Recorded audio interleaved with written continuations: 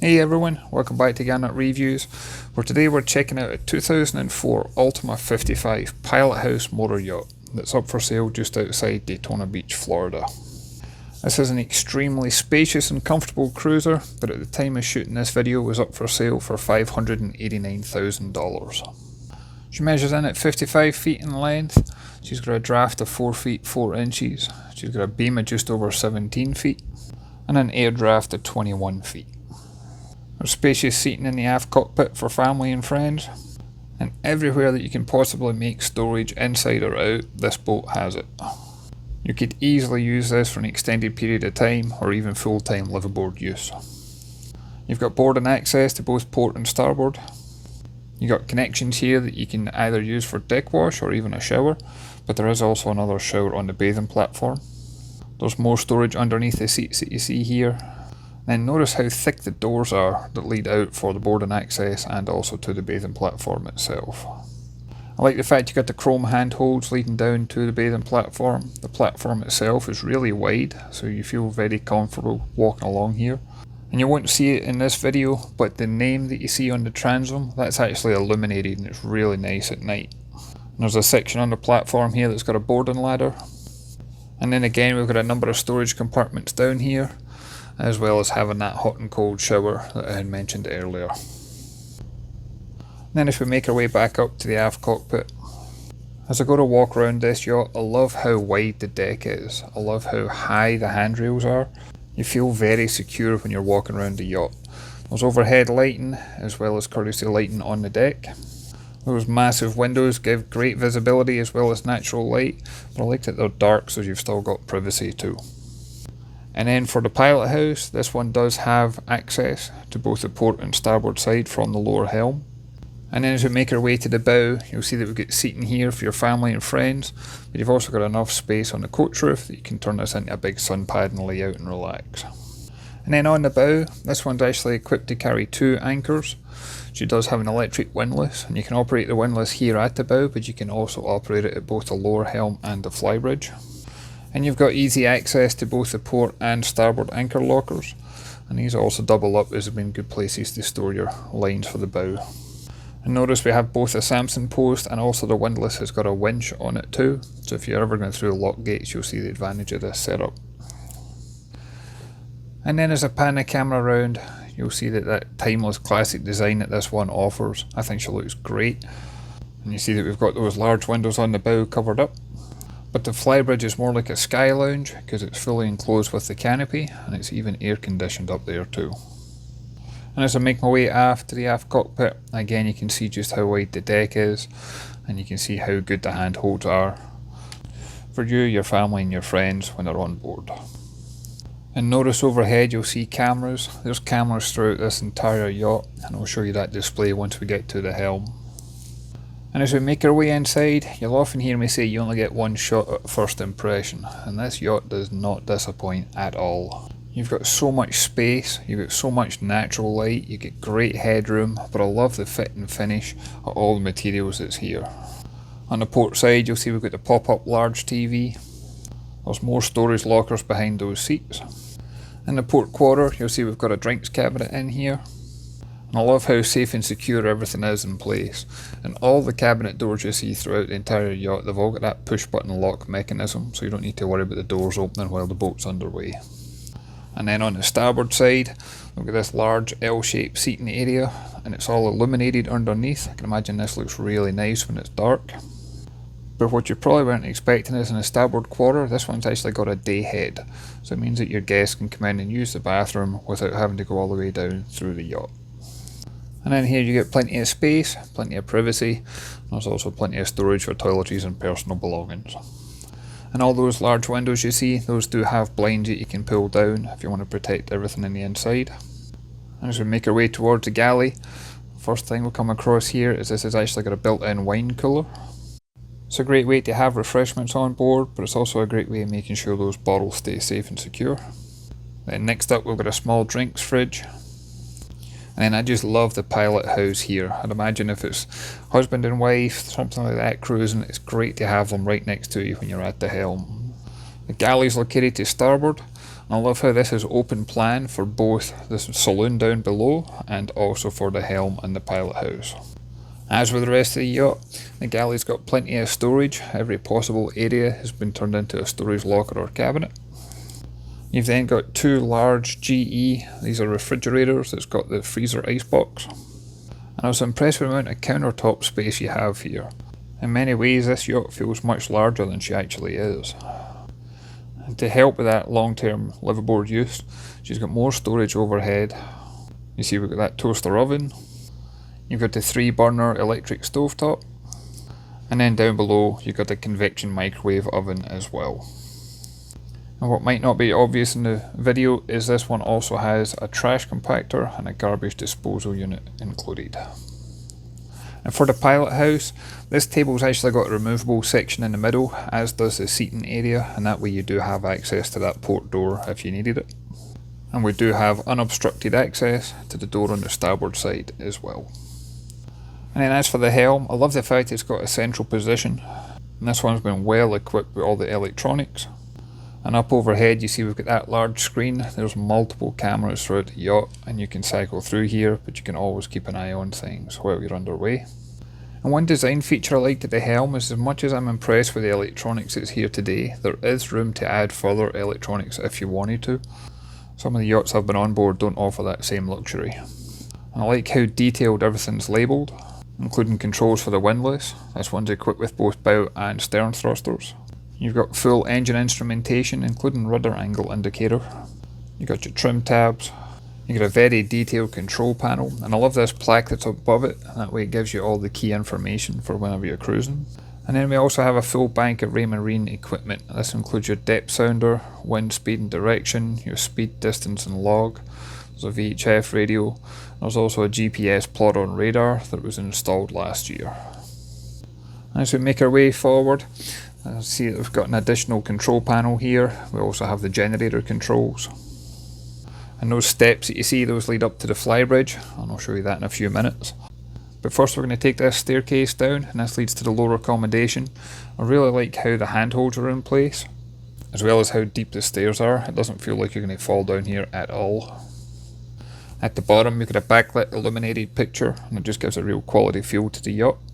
And down here you'll find 3 staterooms, and to begin with we'll go to the owner's stateroom. The owner's stateroom benefits from being virtually full beam. You've got an island queen berth, and I like how accessible it is from either side. You've got a ton of headroom in here, but you also have a ton of storage. You've got both natural light and artificial light throughout. We've got the TV mounted on the bulkhead. As we pop over some of these storage compartments, you'll see that it's all cedar lined. This one also has more multimedia devices attached to that TV.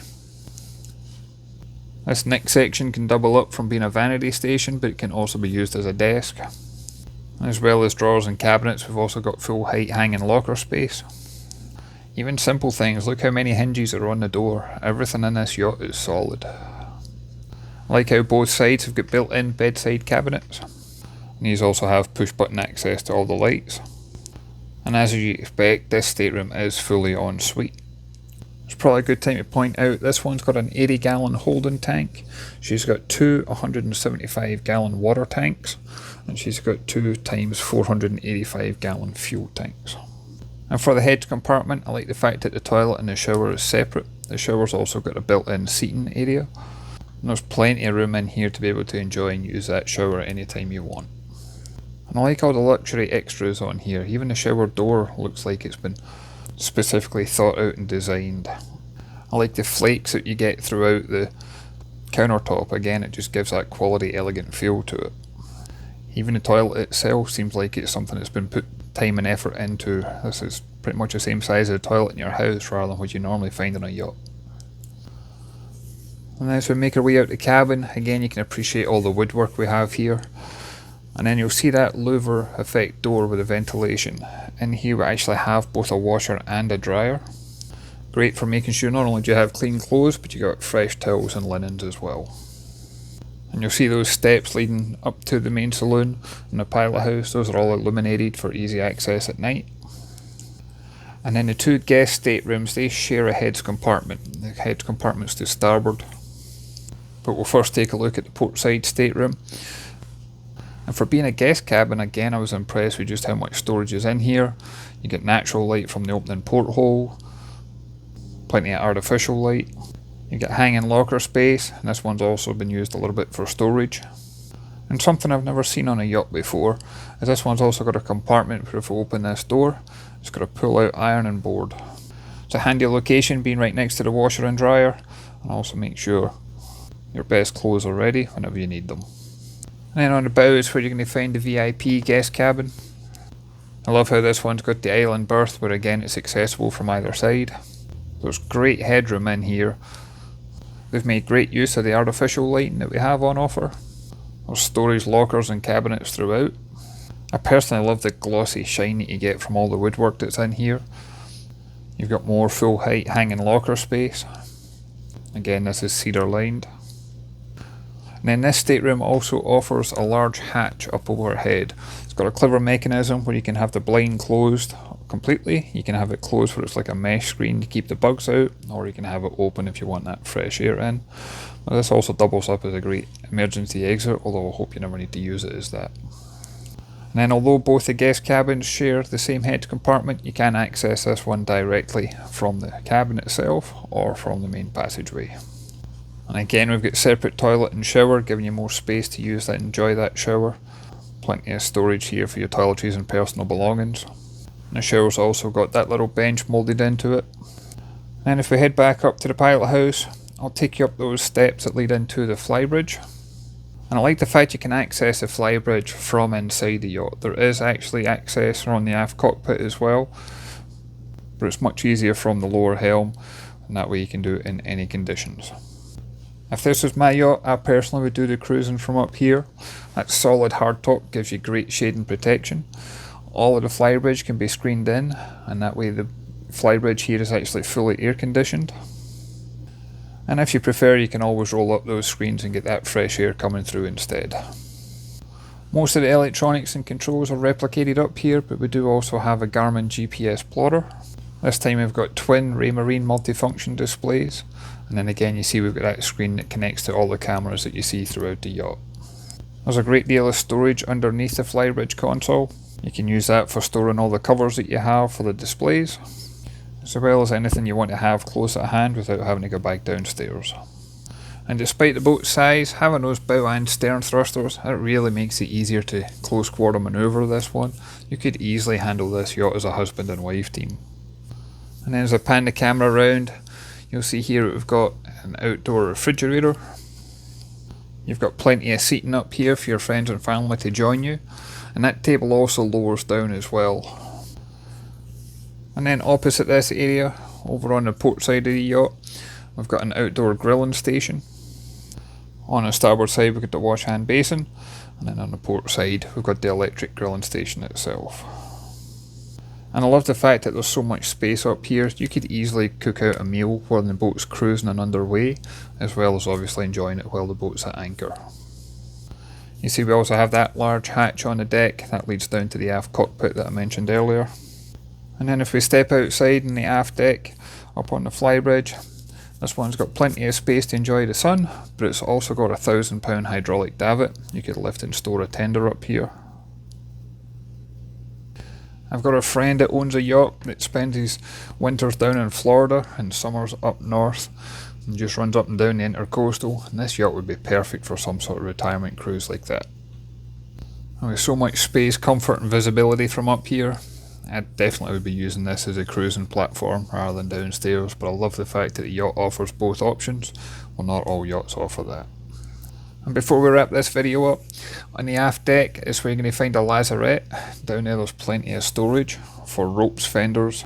She also has twin cable masters, clear access to all the steering gear, and everything's so detailed that even all the cabling's colour coordinated.